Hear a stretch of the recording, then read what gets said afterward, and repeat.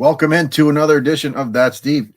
I'm Tommy Z, joined as always by Johnny Bravo. Pretty solid card last week.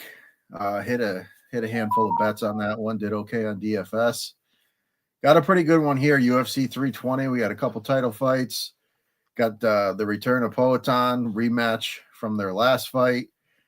Hopefully, a little bit of a better fight. That last one was kind of not so exciting, especially for a Poatan fight. But yeah, we got a pretty solid card here. We got some interesting fights, but good one nonetheless. Johnny, how you feeling coming into this one? Feeling good, feeling good. Mixed bags of results last week. Kind of made a little bit, but not much. Yeah, and this is an interesting card, pay-per-view. So yeah, some interesting fights on here. We got the rematch. My guys coming back. Hopefully, yeah, we can reclaim the title. Yes, sir. So with that said, we jump into a non-title fight and a fight that I was kind of shocked to see. We've got Brogan Walker making her return against Veronica Hardy. Veronica Hardy, a pretty sizable favorite here. Last I looked, she was minus 700. Brogan has not had much success in the UFC. She's been off for 2 years, maybe a little longer. Not too much you can do with this one, but what are your thoughts here? Yeah, I don't know what really what. I mean, Hardy's minus 750. I mean, I don't know what you can really do with that. She's not much of a finisher, so betting her finishing props. I mean, I don't know. She's looked good since she's came back. Rough outing in her last fight where she got just controlled, and that's her problem. Is if she gets taken down, there's nothing really to really get back up. Once you ground her, she's pretty much stuck down there.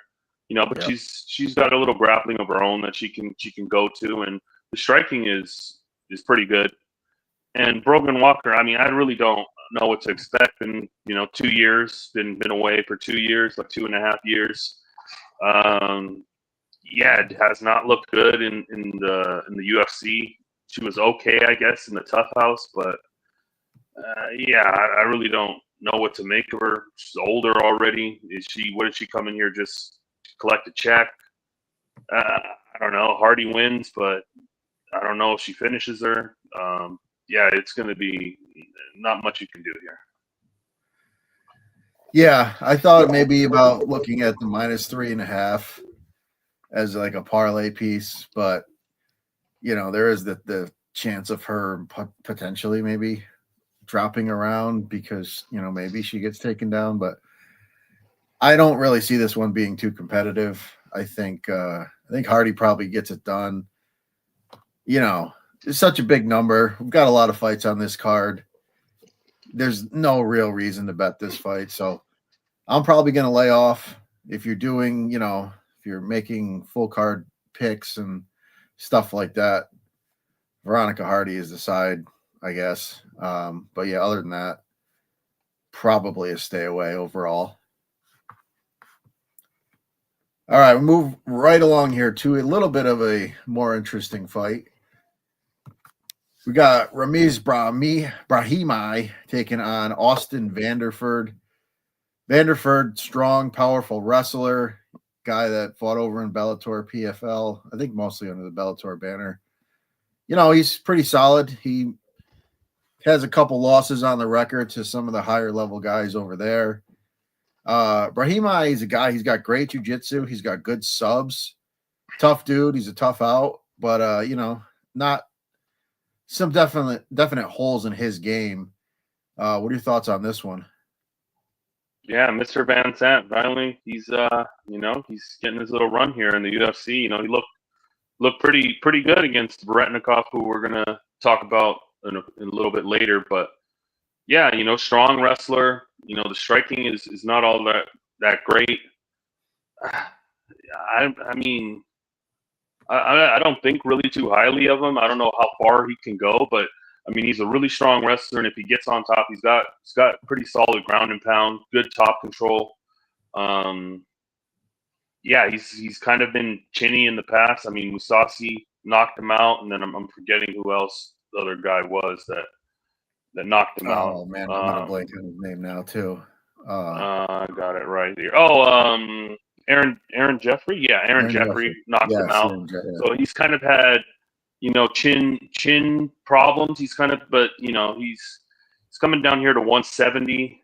I mean, he should be he should have a pretty good size advantage here on Brahimash, who, I mean, he's impressed me. His last couple of fights, he's kind of turned the corner, even though it's probably not the greatest of competition. I mean, starching Mickey Gall. I mean, Mickey Gall pretty much had one foot out of the door, I would think, already doing his realtor stuff. But yeah, I mean, and then the Billy Golf where he pulled Gilly and subbed him. I mean, he's got a pretty nasty subs. I mean, he really doesn't have that much power, even though he did knock out Gall. I mean, the striking is not all that great. I mean, he's pretty much finish or bust. The cardio I don't think is that great.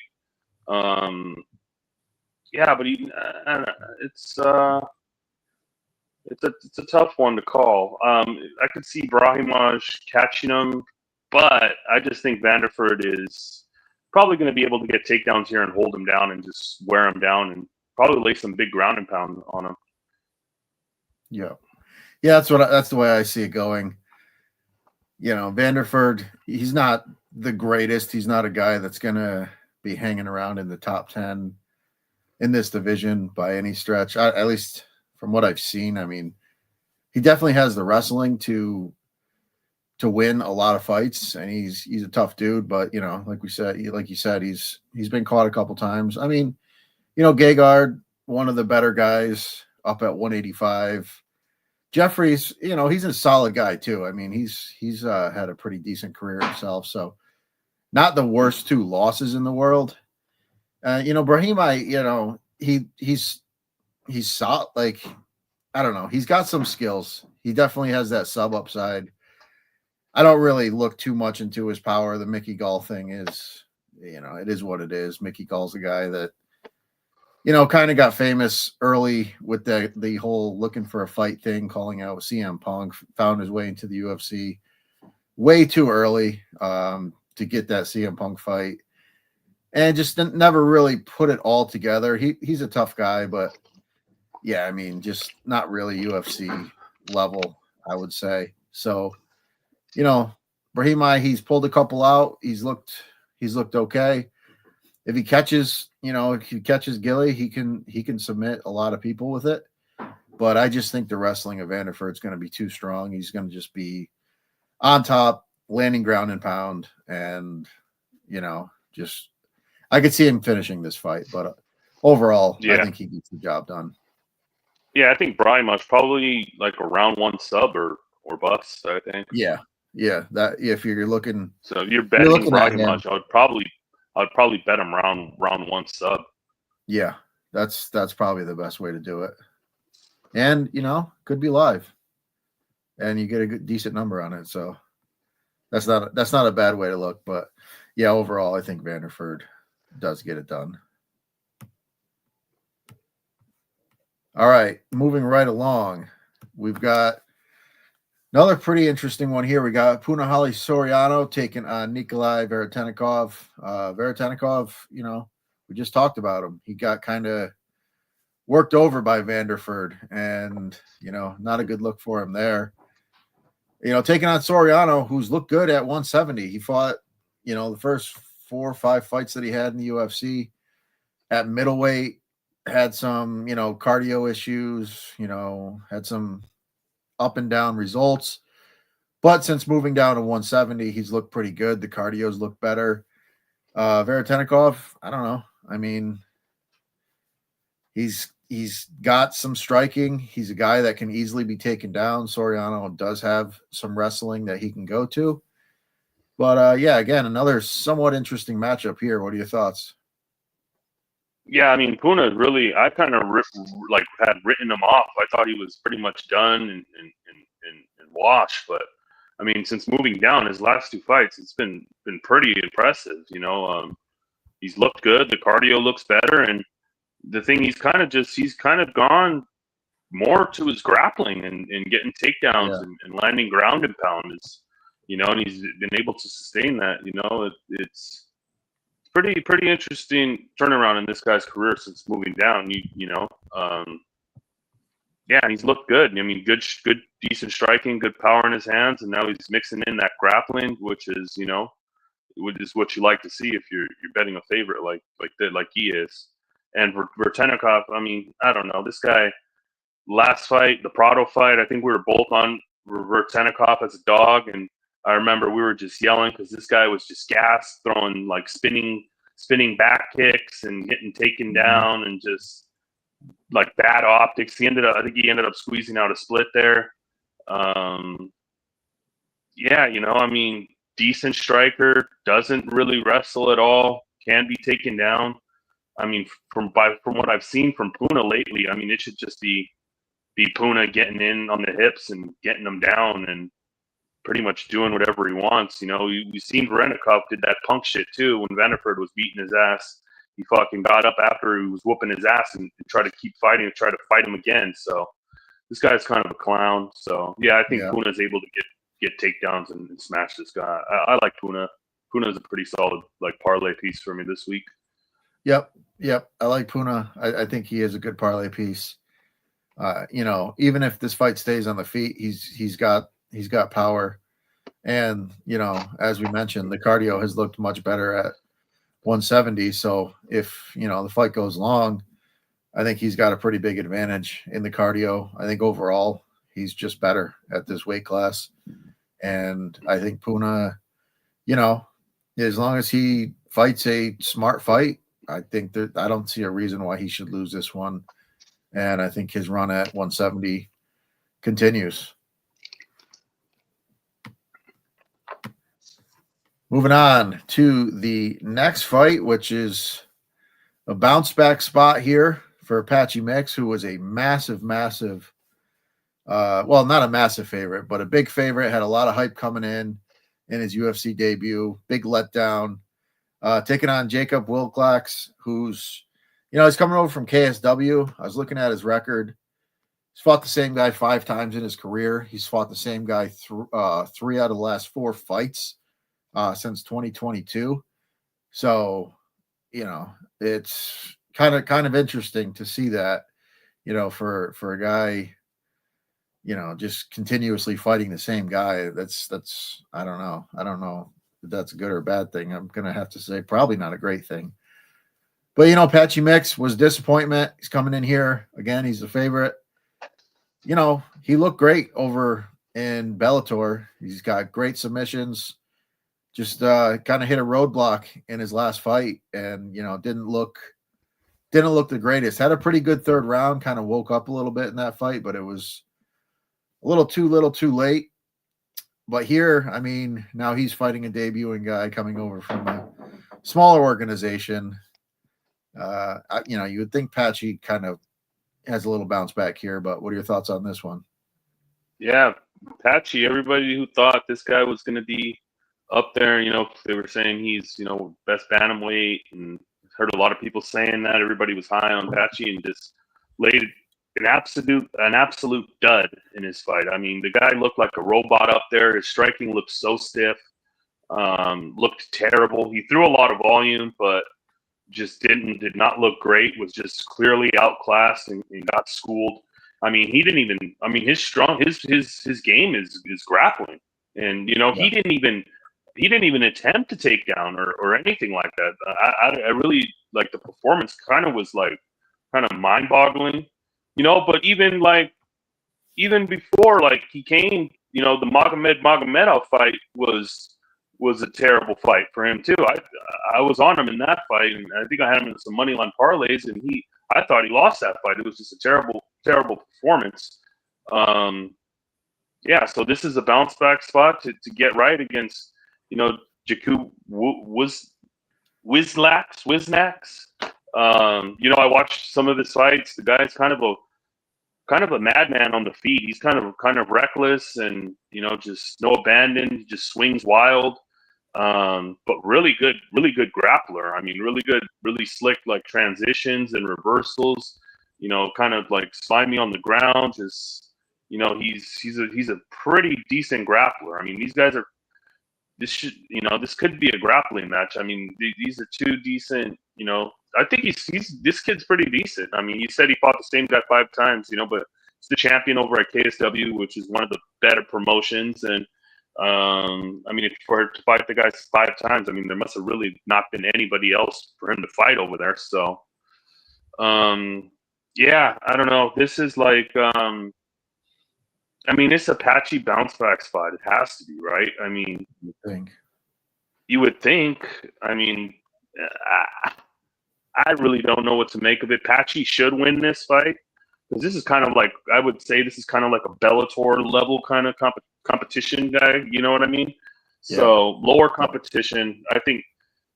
I mean, Apache should be able. I mean, this should be Apache sub. Like this should be a clear cut Apache sub. Bing bong, that's it, So, yeah, that's probably how I'll play it. I'll probably bet the Apache sub, and yeah, that's about it here. Yeah, I mean, when you're talking about a guy making his debut now after Apache came off a rough debut himself, you would have to expect he's going to look a little bit better. He's going to start faster. And I think, if they do get into those grappling exchanges, Apache is definitely one of the best in the world in the grappling department, submission wise. I mean, he does have very good subs, and, he had some really slick finishes over there in Bellator. So, I mean, he's a guy that belongs. Maybe he's not that top 5 guy that, we thought he was, but he's a guy that's going to be in the, the top 10, top 15. He's going to get some good wins here in the UFC. And I think it starts Saturday. He should sub this guy. I mean, overall, he should be the better of the two. So, the money line's getting steamed a little bit. He was minus 250. I saw him earlier. I think he's closer to minus 350 now. So, tough to get on the money line at this point, but yeah, I think the sub is live, and maybe even the minus 3.5 for that reason. Like, I mean, he could just dominate all 3 rounds or find the finish. So, yeah, I like Apache. I do think he's one of the better guys that Bellator has produced, and I think he'll get right. How can you say that? This guy looks terrible in the Batista fight. I don't know. Yeah, but I mean, Mario Batista is one of the best guys in the division. If you really break it down, I mean, he was on a big run. He had that terrible fight with Aldo, but he did kind of what he had to do. I mean, he could have easily lost that one, but again, that's against Jose Aldo, who's elite. So for the most part, Batista's looked really good. I mean, going into it, when we got to the card, I was like, man, maybe I have a little bit too much on Apache. And it turned out I did. I had him in a couple parlays, and I was it on just Batista didn't pay on off. that one. But yeah, I mean, I just overrated him a bit there, but I do still think he's one of the better guys that Bellator has produced. Yeah. I mean, so who knows? Maybe not. Maybe he's not as good as I think he is, but I definitely think this is a spot where he should get it done. But we'll move along here. We've got the women's bantamweight division. Got Macy Chiasson taking on Yana Santos. 2 women who have had, some decent performances. I'd say Macy's probably looked and currently looks to be the better fighter overall. Macy's got the ability to get this fight to the ground. We've seen Santos struggle on the ground at times, actually, quite a few times. But again, this is 2 fighters. You don't necessarily know what you're going to get from fight to fight. But what are your thoughts here? Yeah, I'm not too excited for this one. I mean, Macy Chiasson just laid an absolute. I backed her in her last fight against Caitlin Vieira, and she just laid an absolute fucking dud and looked horrible. Had a terrible game plan. Didn't even try to grapple. Tried to strike. Got beat the fuck up. And yeah, it was just just a horrible performance. And Yana Santos is kind of, I mean, lately the last couple of fights, she's kind of looked pretty decent in her last couple of performances. I mean, she's kind of surprised me with the way she's looked. I didn't expect her to look like that. I mean, I probably faded her in her last couple of fights, and she's came out with some wins, and she's looked pretty good. Yeah, and it's if Macy wants to wrestle. I mean, if it's on the feet, I think Santos is definitely live here and can definitely make this a close fight. I can't trust Macy Chiasson at, what is she, -200? Yeah, Right she won't around be there. having my money. Yeah, so it would have to be Santos for me or pass. Yeah, I'm going into this one thinking Chason is going to grapple. Oh But man, like you you're said, setting yourself up, Tommy. yeah, you don't know that for sure. But I think if she does, follow that game plan, she's got a pretty big edge. So I'm rolling with Chase on here. I know it's risky business, but I'm not gonna get too involved in this one. But I do think if she gets the grappling going, she will look like the rightful favorite. So yeah, I like Chase on. I just hope she fights a smart game. That's really all it comes down to. All right, moving right along, we've got a featherweight matchup here. We got Daniel Santos taking on Jusang Yo. Yo came into the UFC, got a pretty easy KO win. I think we were all on him by KO in that one. Um, so tough to kind of gauge. He's definitely a guy that's got some power, but I don't think we've really seen enough of him to know, where he's at the UFC level. Taking on Daniel Santos. He's been around a little while. He's had some nice wins in the UFC. Got a pretty solid overall game. What are your thoughts on this one? Yeah, this is an interesting one. One of the more like closer, bettable fights, I would think. Yeah, Santos' last fight, off a little bit of a layoff, came in, and I mean, he looked against Lee. He looked amazing. I mean, he was grappling. I mean, the striking looked on point. I mean, he looked really good, really, really good. Yeah, we were on him in that fight, and yeah, I mean, really surprising, And this is, he's coming up in weight. He's been gone, you know. So this is his second fight. He was really not that active. So, he's got all the skills. He's a good grappling, good striking, good cardio. Solid fighter. I'm a fan of Willie Cat Santos. He's a good fighter, and with you, we really don't know what this guy is. He's fighting over there in Korea with the Korean Zombie. He's one of the Korean Zombies gyms. Is one of his prospects. Looked amazing in the. I mean, it's Shekasaragi. He sucks. So Right. he absolutely planted him. Can't really read too much off that.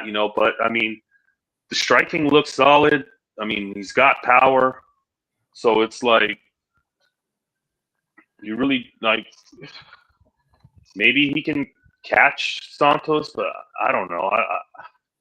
This is kind of a tough one for me because you don't really know how to judge you off the level of competition. This guy could be really good and just be planting guys, or he can just be, we haven't really seen his grappling tested too much, so I think that'll be put to the test here. But yeah, off skills and what I know, I'm gonna have to just go with Santos here. Yeah, same. And hopefully Santos does test that grappling because Santos we've seen him land multiple takedowns and a few fights. I believe he had 3 in the last fight. So, you know, he's got the well-rounded skill set, and that could be enough to wear on a guy who's knocking dudes out. See where the cardio's at. But yeah, with the overall, from what we've seen from Santos, I have to ride with him. maybe you lands a big one. Maybe he's just got that death touch, but I guess I'll believe it when I see it. So I'll ride with Santos here as well.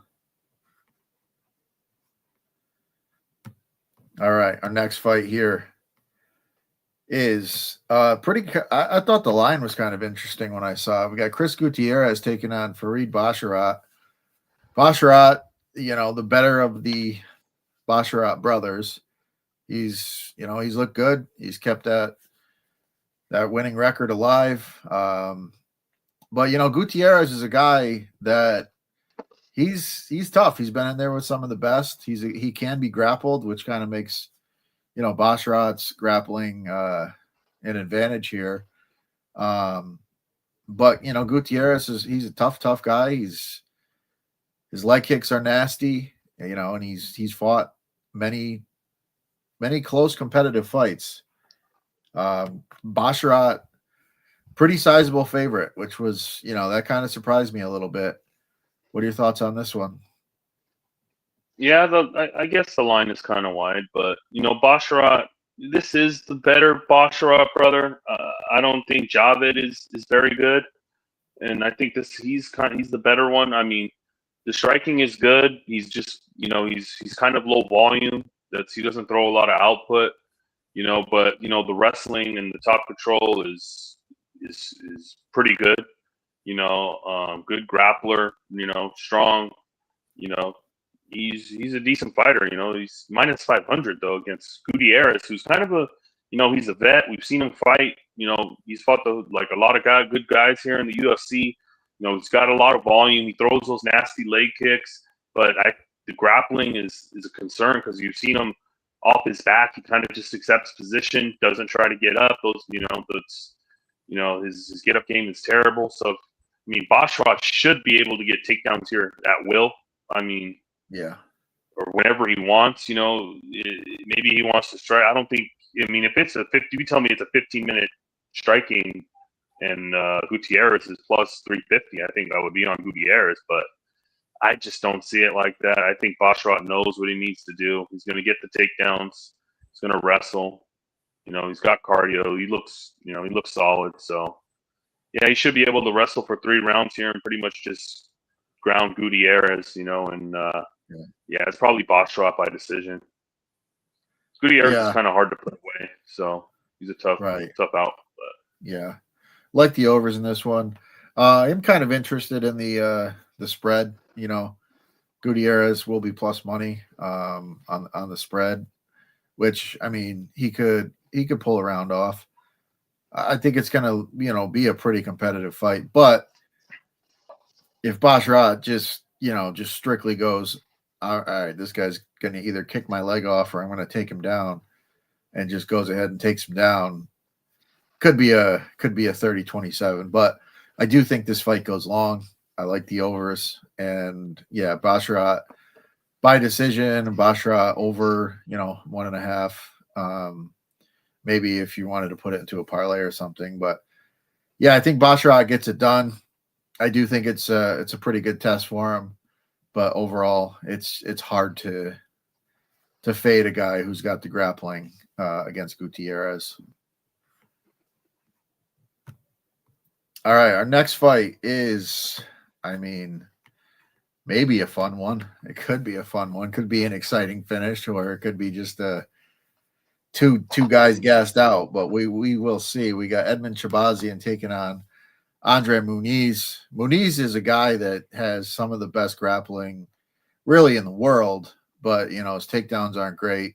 His cardio is not very good, and he just hasn't looked great in recent fights. Taking on Shabazian, who was supposed to be a big star, kind of got humbled, had a couple 2-3 losses. He's come back. He's won some fights. Hasn't looked overly impressive, but he definitely has knockout power. Yeah, I mean, these are two guys that really hard to trust either one. But what are your thoughts on this one? Yeah, this one. I mean, should see violence here. I don't know. Shabazian, he's the golden child, and then he had his little rough hiccups, and then he kind of came back, had some pretty good finishes against some lower level guys. and then he ended up he got GM3'd, so that was interesting. Yeah, and then his last fight against Petrosky, he was able to kind of, he really didn't find that knockout punch. He was able to just beat up Petrosky and stuff his takedowns and pretty much neutralize the grappling there. So that was kind of good to see. Yeah, I mean he's got really good striking, good knockout power, but like you said, the cardio, he's flaky. Like he'll look like a world beater in the first 7.5 minutes, and then just the cardio will just let him down and he'll fall off a cliff. But I don't know. He's kind of looked better in that aspect in his last couple of fights. So you got to think maybe that's an improvement he's made. And Muniz is just, I think this guy is done. I think he's cooked. I mean, I think the chin is gone. He's got no cardio, like you said. He's got good grappling if it gets to the ground, and he's able to get positioning. But the takedowns are absolutely nowhere to be found. Terrible wrestling. But the BJJ is good. It's solid. And he's pretty dangerous once it gets down there. But he's not really offering too much on the feet. And yeah, this should be a Shabazian KO, man. I really like the Shabazian KO in 1 or 2. I think Yeah. eventually he finds the button and puts Muniz out. Yeah, so give me Shabazian by KO. Yeah, I agree. I mean, I feel like it should be. A little disappointing that he didn't get Petrosky out of there. I mean, we just saw Petrosky just get absolutely flatlined. So kind of shocking. But I also think at the same time, Shabazian has been worried about that cardio. Maybe not really willing to put the foot to the mat and just go full bore. But I think this is a fight where he could, because even if he gasses out, Muniz will be gassed out too. So I mean, it's not like Muniz is going to capitalize on a tired Shabazian. He's just not that guy. And I'm kind of with you. I think he might, we may not see too much of him in the future. So yeah, I think Shabazian probably does knock him out. Yeah, I mean, Muniz is just, obviously he's live that first 5 minutes to pull something out, pull a sub out. He's extremely dangerous. But, we haven't really seen that from him recently. And he just looks like a guy that's checked out. So, yeah, give me Shabazian. I feel like Shabazian's still trying to become as good a fighter as he can. And he should find the knockout in this one. All right, moving right along, we've got a replacement squash match. It was supposed to be Atiba Guadier taking on Ozzy Diaz. I think he was minus 1,200 in that matchup. Diaz, probably thought better of it, pulled out of the fight earlier this week, and now Tristan Vines is, here to potentially take a first round knockout. But again, Gaudier's massive favorite here. Dude's got extreme power, just running through everybody they put in front of him. What are your thoughts here? Yeah, this is pretty much like a sanctioned fucking sacrifice, I would say. I mean, Yeah. Tristan Vines, I mean, welcome to the UFC, kid. You probably got a 3 or 4 fight contract, but at what cost? You're probably gonna take here. You're gonna get hit so hard. You're probably not gonna know where you've been the past 3 months.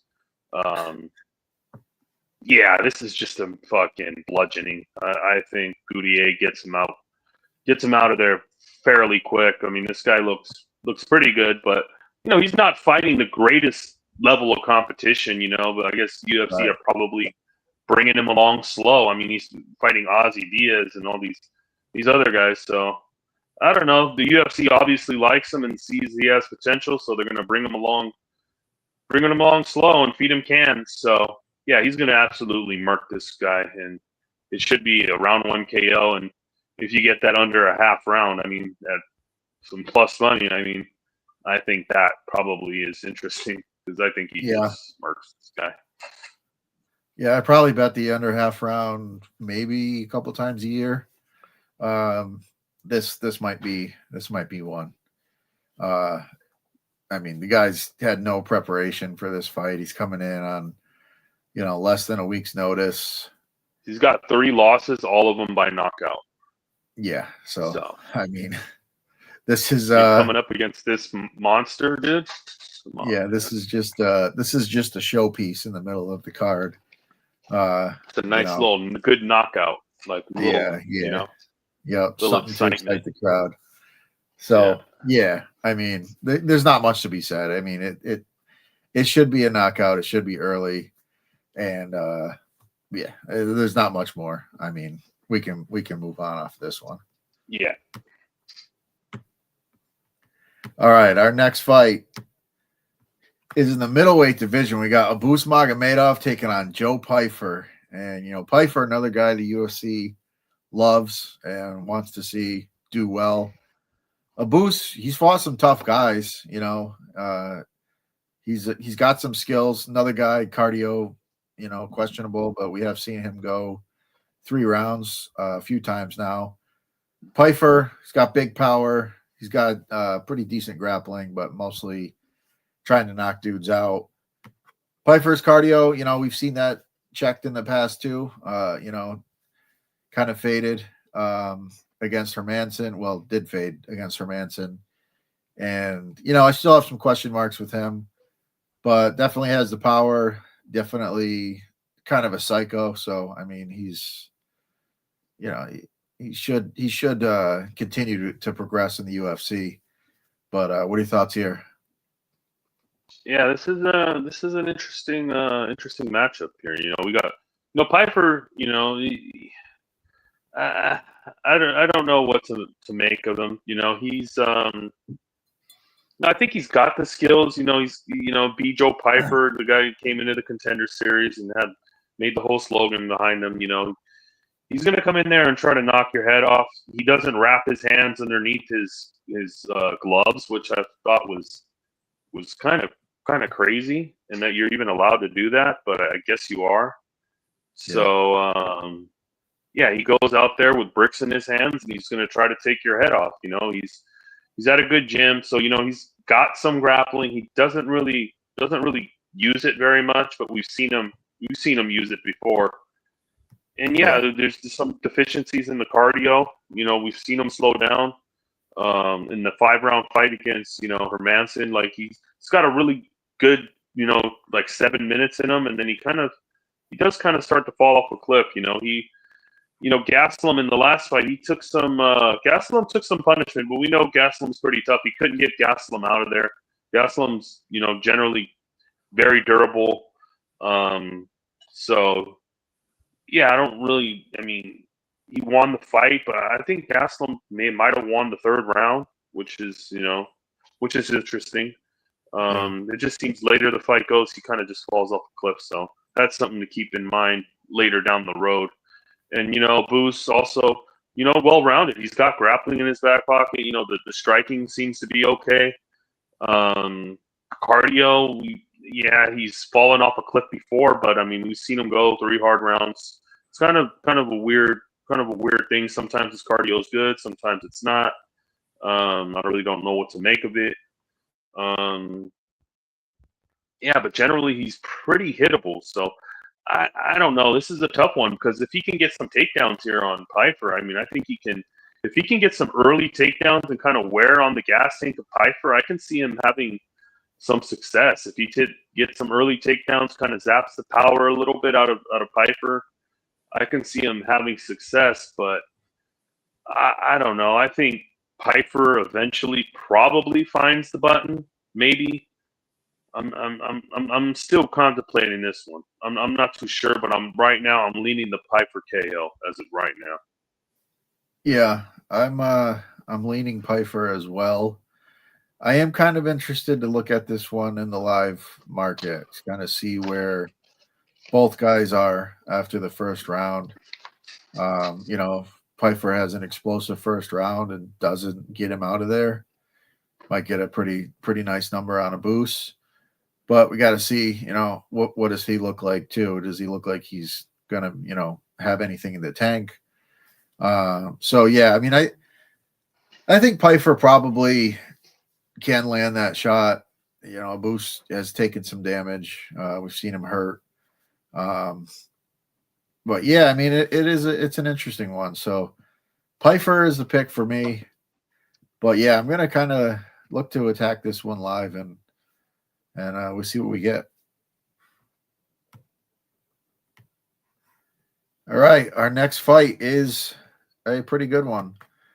Got Josh Emmett taking on Yusuf Zalal, featherweight bout. Zalal has looked pretty good since making his return to the UFC.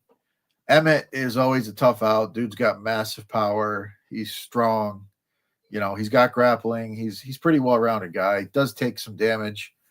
But you know, Zalal's not the highest output guy. He's tough to hit. So, you know, may be able to mitigate that Emmett power. But I see this one kind of going long, and it might be Emmett like chasing Zalal around. You know, Zalal could get the grappling going. He's definitely got some good grappling, got good submissions. We have seen Emmett submitted in the past. But yeah, I think this will be an interesting one. What are your thoughts? Yeah, I mean, Zalal's looked pretty amazing since his return to the UFC. You know, he's on a nice little win streak. He's looked pretty good doing it. You know, he's got good striking, good technical striking. You know, good grappling, well rounded. I mean, I like what I see. Maybe not the most, you know, exciting fighter, but I mean, yeah, you know, maybe not the most exciting fighter, but you know, he gets the job done. You know what I mean? So Yeah, yeah, he's you know, he's pretty good. And Emmett, I mean, I just don't really know what Emmett really has to offer anymore. I mean, the power's there. He's just so low volume, you know. But he can, if he hits you with that, you know, that one shot on the chin, then you know he's going to hurt you and he could put you away. So Zalal definitely have to stay kind of, you know, aware of that. But other than that, I don't, you know, Emmett's got decent, he's got wrestling, but just never really applies the wrestling game plan. Kind of just now as a fighter just resulted into that just one punch knockout kind of guy. And if he doesn't land that, then he's kind of, you know, just he's kind of just dead. You know, I mean the beatings he's taken. I mean the Taporia beating and just all the other fights, just a lot of damage over the years. Kind of wonder how much longer he's going to be able to go. It's already up there. So yeah, give me the guy on the streak, and that's been looking good. I think Zalal can pretty much win wherever he wants. I think he can get takedowns here, or he can beat him on the feet. So yeah, I like Zalal to win, probably by decision. Emmett's pretty tough. Yeah, I like the decision look. I like the over. And like Diego said here in the chat, Emmett's going to be chasing him around all fight, which I do think that could happen. You know, if they're on the feet, Emmett could be just going and looking for that kill shot. Zalal's very hard to hit. I mean, he gets hit like, I want to say like less than 2 strikes per minute. I mean, yeah, he's not a guy Cater couldn't even touch him until that third round. I mean, yeah, it was kind of crazy. So yeah, I mean, I could see Zalal, you know, dancing around because, you know, you don't want to play games. You don't want to jump in there and let Emmett land that big shot. So, you know, Zalal sticks on the outside, lands the jabs, you know, maybe mixes in some takedowns. You know, and the sub is live with Zalal. He's got good subs, and you know, like I said, Emmett's been submitted in the past. But so yeah, I think also. Go ahead. So Law, I mean, I think this is his first pay-per-view card, so you don't know. Maybe he kind of wants to go out there and go bang with this guy. You never know. I don't know. I mean, his corner cannot let him do that. Yeah, you would think it doesn't matter when he's in the cage what they say, but that would be. I mean, if you want to derail your momentum, go out there and go wild and get yourself hit by Josh Emmett. I don't know. I hope Yeah. that's not the game plan, but yeah, I mean, I Well, you think never know how these guys are going to react to the big you really spotlight, don't. big card. Yeah, Do you think feels like he needs to go out there and make a statement, and then he just right. does something stupid? Yeah, it's possible. But yeah, I mean, yeah, that's Josh Emmett's path is to land a big shot. Other than that, I mean, Zalal kind of dictates where this fight goes. So for the sake of the over, which I am on, I'm hoping that he doesn't do that. But anything's possible. But man, that'd be a tough way to end the run that he's on, is to go out there and just get crazy. But it's the UFC, and you never know. So we will see. All right, moving right along here. We've got a very fun fight here. The rest of the card is extremely fun. We got Yuri Prohaska taking on Khalil Roundtree. Roundtree's had a massive resurgence over the past couple years. Had that pretty solid showing against Poatan. Came out, guns blazing. Had some success early, kind of tailed off a little bit, and then Poatan eventually got him out. But then he came right back, pretty much schooled Jamal Hill, and he's kind of keeping his name up there in the top of the rankings. Taking on Yuri, who's he's fought all the best. He's been a champion. He's basically just fighting champions all the time now. Wild man, absolutely, just always just kind of crazy in and out of the cage. But yeah, this is a fun matchup here. What are your thoughts? Yeah, I'm looking forward to this one. This one should be a banger. I mean, pretty much all Yuri's fights, are bangers. This guy, he's not going to decision at all. So, yeah, goes in there, and it's just pure violence. You know what he's going to bring. He brings a flashy striking. Throws a lot of spinning shit, a lot of crazy shit. He's a crazy guy. He's like the mind of a samurai. He's out in the forest, hitting trees and with his bare hands, and just he's a madman. But he has gotten his college degree, though. You got to give him credit for that. He did do that, which is interesting. So, yeah, he's coming in here. Usually, if your name's not Alex Pereira, then Yuri is, I mean, pretty much amazing and just lights out. You know what I mean? Yeah, that should be a war. But the concerning thing to me is he doesn't really check leg kicks, and one of Khalil's strengths is those big like chopping leg kicks, big leg kicks. But Khalil, he's been on a decent run. He absolutely, he dominated Jamal Hill in their fight, and the Pereira fight. I mean, he had a good first 2 rounds, and then kind of just went in there and just went to war. Just went out on his shield. But before that, before his shot to the title, didn't really fight the best level of like competition. I mean, Anthony Smith and who else was it? Anthony Smith, Chris Dawkins, Dustin Jacoby, Carl Roberson, Modestas Bukowskis. Wasn't really the most, kind of epic run to a title shot. He performed well, but he wasn't fighting the best level of competition. And he looked good against Jamal Hill, but Jamal Hill is just completely, I think he's washed. He's done.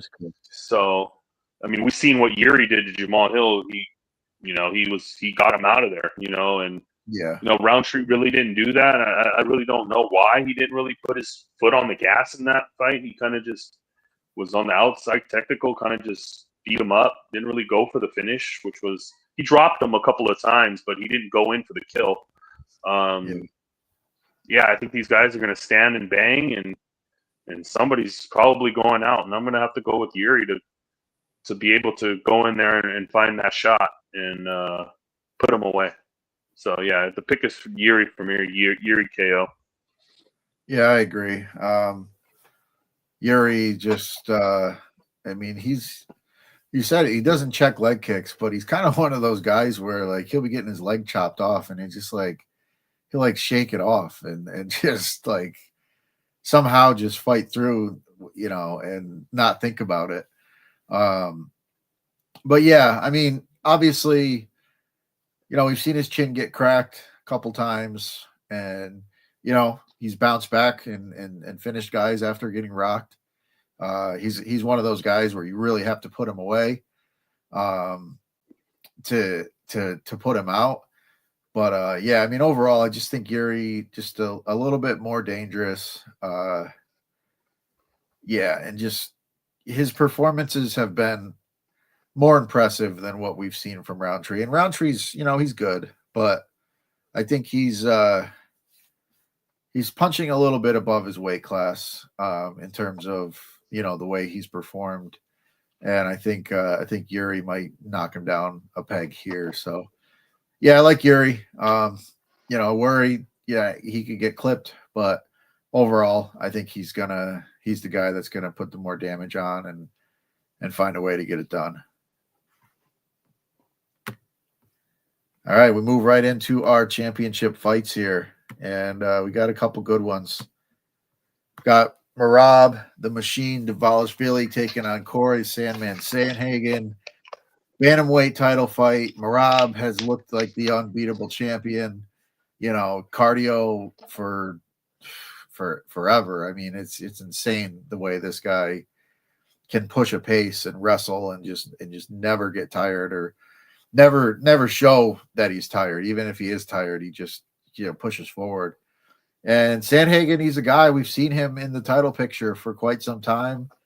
He's very well rounded. He puts damage up. He puts damage on guys. He can be grappled, but his scrambles are pretty good. He does have good submissions. Saw that fight with Umar. Looked pretty solid early in that fight. The wrestling eventually got to him, and it just was a little bit too much. But he had a pretty good showing in that one. He got taken down 5 times, but he did get back up pretty quickly most of the time, or at least scrambled pretty well. So, kind of a similar situation here. It's tough to go against Marab, but I mean, Corey can be a tricky puzzle too. So I think he's going to make a good fight of this one. What are your thoughts? Yeah, I mean Corey Sandhagen. I mean, finally gets his title shot. He's a well-rounded, skilled guy. I mean, he's pretty much good everywhere. I mean, he's like you said, the takedown defense checked out against, Umar. He was able to stuff, a lot of those takedowns, but later on, Umar got some takedowns, but it was like a super close fight. In the 4th round, the fight was like a pick'em. So, yeah, after he was like, a big dog. So, he's a scrapper, man. He's got good striking. I mean, he's definitely going to have the striking advantage here. He's got, those clean knees up the middle, it's just this is an uphill battle because who can really put Marab to the test and really give him a problem? It's even if you stuff the first takedown, it's going to be another takedown and another takedown and another takedown. It's just relentless for 25 minutes. The guy's a machine, like but Corey, I mean, he's got the skills, man. We've kind of seen a lot of improvements in his grappling. Back in the day, Aljamain Sterling pretty much was able to take him down and submit him quite easily, pretty much ran through him. And since then, we've seen him use the grappling offensively. We've seen some decent improvements in his defensive grappling. So I think this is going to be a pretty interesting test, for Marab. And what Marab brings. He's going to just keep coming forward, shooting takedowns. He said some things leading up to this that are he said that 90% of this fight is going to be striking, and he's going to go in there and try to knock out Corey Sandhagen. So I really don't know how much to take that into like account, or if he's just just Marab being Marab and just saying stupid shit, because we know Marab, he's not the smartest of guys. The guy'd go head first into a frozen lake and split his shit open. So he's not the smartest of guys, you know what I mean? But in the cage, he's just a beast, man. And it's hard for me to pick against him, even though I think Corey could be live here. Corey could make this a decent scrap, and I think it's an interesting test for Marab. You know, it's going to be an interesting one. I like Marab. I can't pick against him, but this might be a live betting opportunity where if you can see Sandhagen maybe having some success, I don't know. I think this is going to be a pretty good fight, and I think Marab eventually probably ends with his hand raise and still, but it's going to be an interesting one. I think Corey can keep it competitive, and I think Marab probably wins. I can't pick against Marab, but I can pick the spread, and Sandhagen plus 5.5 is even money. I threw a unit down on that. I definitely think he can snag a couple of rounds in this one. I think he does make it competitive. And, we have seen Marab get rocked in the past, and there is the chance that Corey does land something big. I mean, he does throw big knees. He does throw big elbows, and he's going to make this a fight. And, if Marab does choose to stand for a bit, he could get caught. So if he comes in fighting like a wild man, he seems like the unbeatable guy, but, and Sandhagen seems like the unlikely guy to dethrone him, but stranger things have happened. And you see sometimes. Go on. No, go ahead. You're good. No, see, sometimes these fighters kind of get into their ego too. They're hearing that, Corey Sandhagen's this way better striker than me. He's gonna, he could knock me out. And these fighters go in there with their ego and like, okay, everybody thinks I'm gonna get knocked out by this guy. I'm gonna go in there and try to strike with him. Yeah. You never know. But I mean, overall, I think if Marab just fights a normal Marab game plan, he probably finds a way. I mean, he's going to land takedowns. He might get 10 stuffed, but he's going to throw 25. So, I mean, he's going to land takedowns. And it all depends on, can Corey scramble up? Can Corey, avoid getting his back taken and subbed? But Marab overall, I mean, he's not really a sub guy. We saw him sub O'Malley in the last fight, but for the most part, he's going the distance with pretty much everybody. So I expect it to go 5, and there's that chance that Corey catches him with something big, hurts him. Maybe even maybe not even puts him away, but that'll get him around. And I think the fight's going to be close, and I think just from a betting perspective, if I can cash a plus 5.5 on Corey at even money, I think there's a little value there. So I like that. And then I mean, I feel like this is going to be you can bet this fight live too, because if it is competitive, you'll get a better number on Marab. Somewhere in the middle of the fight, even maybe after the first, because Marab could easily lose the first round. I mean, Corey beat Umar in round 1. So and then it was pretty much a pick'em fight after that. Yeah. So I mean, it's very similar matchup. And Umar for 2.5 rounds looked like the better fighter against Marab. And then Umar just kind of fell off a cliff, and Marab, did what he did and took those final, took the final 3 rounds. But it's good experience that Corey had against a guy like Umar, who's basically got the same game plan.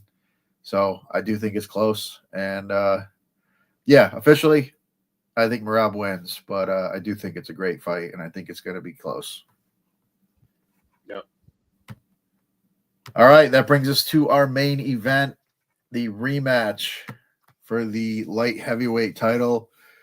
We got Magomed Ankalaev taking on Alex Pereira. The whole narrative coming into the first fight was Ankalaev's going to take him down, and that's going to be that. Pereira stuffed all 12 takedown attempts in that fight. Did not look like himself on the feet, looked kind of lethargic.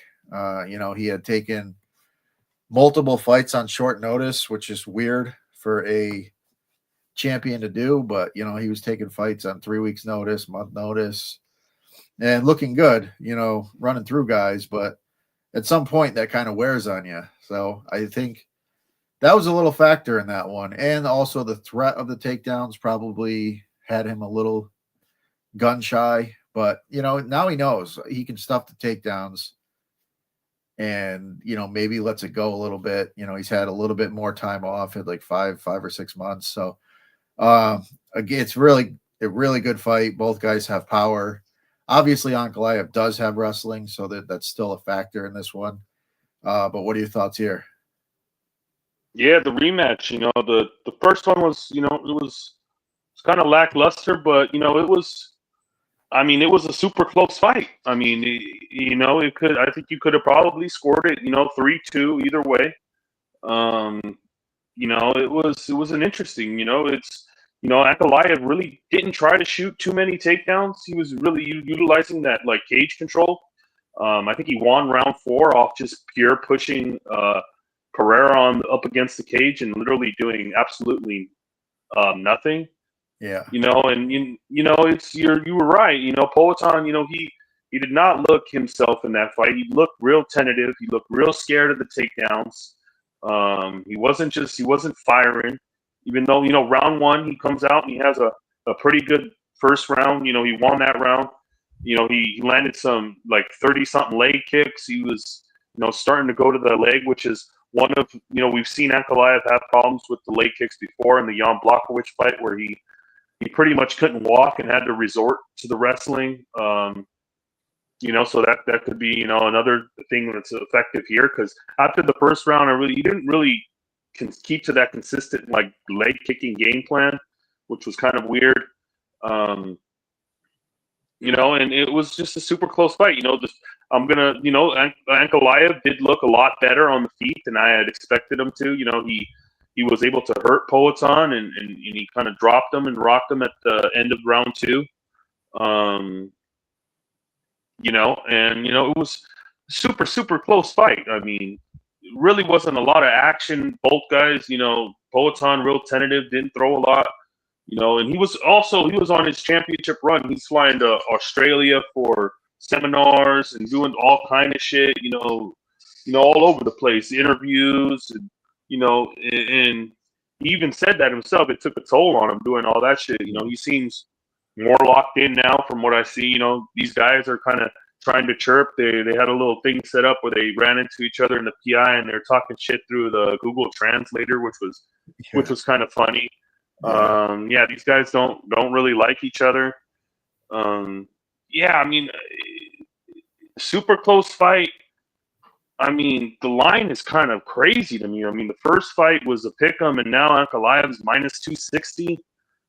Kind of wide for somebody that just barely squeaked by with the 3-2 decision. I mean, yeah, if Poatan just makes a couple more adjustments and a little bit more output, he probably wins that first fight. You know what I mean? And I think Poatan can make some adjustments here and kind of, you know, and maybe catch Ankalaev. You know, we haven't seen it before, you know, but I mean, I think, you know, Poatan, I think he's locked in. I think he wants to get his title back. You know, Ankalaev, not the most exciting guy, you know, to watch. Just as the money line, you know, I have to pick Poatan at the plus. I'm picking him anyways, but the money line play, I mean, you're getting plus 220 on this guy. When in a fight that was super close, a 3-2 fight, you could have scored either way, you know. So, yeah, I got to ride with Poatan to get the job done. I mean, I even think he can win a decision. I mean, he nearly won a decision in the last fight. So, yeah. I mean, it's. I think it's a super close fight. I think the money line's wide. And yeah, I got to ride with Pereira here. Yeah, I'm with you. I'm right there with you. I just have to hope that he does have a little bit more spark in this one, a little bit more output, a little bit more energy. He's coming off of, you know, he's coming in on a full camp. He's had a lot of time to kind of get his head right. not doing all the stuff that he was doing, because it's not like he was just fighting in Vegas. He was traveling all over the place, and yeah, I mean, it does take a toll, and that's why we all so often see these champions, and we're like, "Yeah, this guy's never going to lose," and then they live the championship lifestyle, and then they lose. So obviously, it's a very tough matchup, but when you have a fight that's this close, it's generally a good practice to just take the underdog and take that big number. Um, and if it doesn't work out, it doesn't work out. But yeah, I think Poatan can hurt him, and I think he can get those leg kicks going. That's what going into the last fight, I was like, he's going to kick his leg off. I mean, and that's what he was doing in the first round. He was just peppering him with those leg kicks. And then it was just like, I don't know, like, I mean, Frozen, obviously the threat of the takedown, that definitely will slow you down a bit, but yeah, but this Ankalaev's wrestling and takedowns are shit, man. He's not. Overhyped. That's what I said going into the last. His wrestling's overhyped. Yeah, everybody was way overhyped. He's going to take him down, and it's going to be easy work, and it's just like. Now he surprised me on the feet. I mean, he surprised me with the striking. He did surprise me, and he looked good on the feet. Yeah, he's good. I mean, he is good. He's a good fighter, but he's boring as fuck to watch. Yeah. We have seen him hurt in the past too. Like Thiago Santos had him hurt. Like that was a scary moment. But yeah, I mean, I just think it's gonna be it'll probably be close, competitive fight. Poatan definitely has the ability to hurt him, and I'm gonna roll with it. I'll take the dog. I mean, just the number for a guy like Pereira, the number is just too good for me to pass up. And if it loses, it loses. But I think it's going to be good. And I would, there's a pretty decent chance that there is a finish in this one either way, because last one was kind of lackluster, and you kind of feel like it's going to look the same, but it never really works out that way. So I think somebody might get clipped in this one, and yeah, I'm gonna roll with Poatan to get it done here. All right, but that's it. All the fights broken down. I don't mind the under 4.5 in the main event. What's that number? -125. That's not bad. Could throw that in with something. Just get it to plus money and see where it goes. Yeah. Throw it with, because I mean, there's a good chance. I mean, either guy could get knocked out. Yeah, I could see a point. We've seen Poatan knocked out and hurt before, and Poatan has that game changer in that left hook, so that could always land. Yep. So yeah, not a bad look there. And if we get it wrong, but the fight does go under, I mean, you could catch a ticket that way too. So, but yeah, we're on the Poatan train here. And we'll be live Saturday. I'm sure I don't know what the NASCAR schedule is, but I'm sure there's an Xfinity race in the afternoon. And then of course, football season is here. So all day Sunday, this channel is going to be live, and we got the game tomorrow night. So there'll be a live show for that too. So tune in to that. Sign up at Nuke the House. This is the best time of year, football season. This is when we do our best work. And yeah, I guess that's it for me. Johnny, if you got anything, let us know. Otherwise, we'll get out of here. All right, guys, thanks for tuning in. Give us a like, share the video, and tune in this weekend. Hopefully we cash some tickets. And good luck this weekend. We're out. Laters.